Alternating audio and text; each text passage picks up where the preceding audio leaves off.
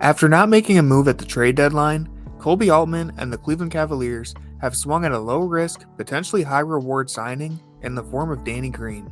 A 14-year veteran who began his career in Cleveland, Green has an opportunity to be the 3-and-D wing everyone has been talking about. But coming off an ACL injury at age 35 is a concern, and the Memphis Grizzlies' swift decision to buy out Green after his first 3 games back is not a reassuring sign.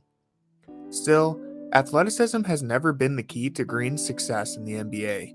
He's always relied on being a mobile 3-point threat, and this is exactly what the Cavaliers are lacking. Green is a career 39% 3-point shooter and has been one of the most consistent role players of the last 10 years. He has a quick trigger, and he doesn't get bothered by defenders who are closing out. Green is a crafty off-ball threat who understands how to make himself available for drive and kick 3-pointers.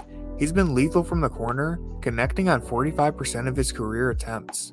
While Isaac Okoro and Dean Wade have made promising developments in Cleveland, neither of them will command as much respect and attention on the 3-point line as Green. Slotting Danny into this lineup could have an instant impact on the offense. He has no hesitation when it comes to shooting threes, a major factor that separates him from the rest of the Cavaliers' wings.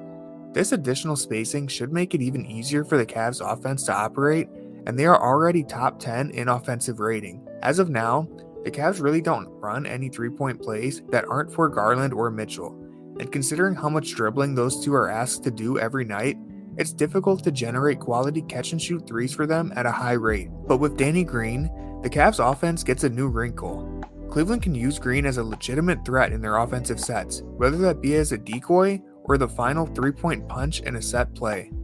For a team that ranks 19th in 3-pointers made per game, a true shooter like Danny could make all the difference.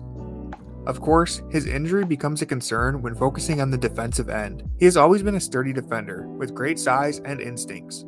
Green is able to scramble on the perimeter and can be trusted to close out to shooters without fouling or allowing dribble penetration. At least, that's what he was capable of in the past. With his age and current recovery, it's unclear if Green will have the same agility or lateral movement on defense. This could make him a liability on defense, but considering the Cavs have the best defensive rating in the NBA, I think they can afford to make the sacrifice. The Cavs have a supply of elite defenders like Mobley, Allen, and Okoro. The production Green could bring on offense should be enough to outweigh any of his potential limitations on defense. And most of all, the current success of players like Okoro and Dean Wade means the Cavs won't need to toss Green back into the fire right away. He can play a healthy dose of minutes with the second unit, likely finding a killer role next to Ricky Rubio and Karis LeVert. And if he manages to hit his stride down the stretch of the season, the Cavs are taking relatively no risk with this move, and if it all works out, Green could be the 3-point shooting threat they have been missing. With elite shot creators like Donovan Mitchell and Darius Garland carrying most of the load on offense, Danny Green can be a release valve and open things up for a deep playoff run this season.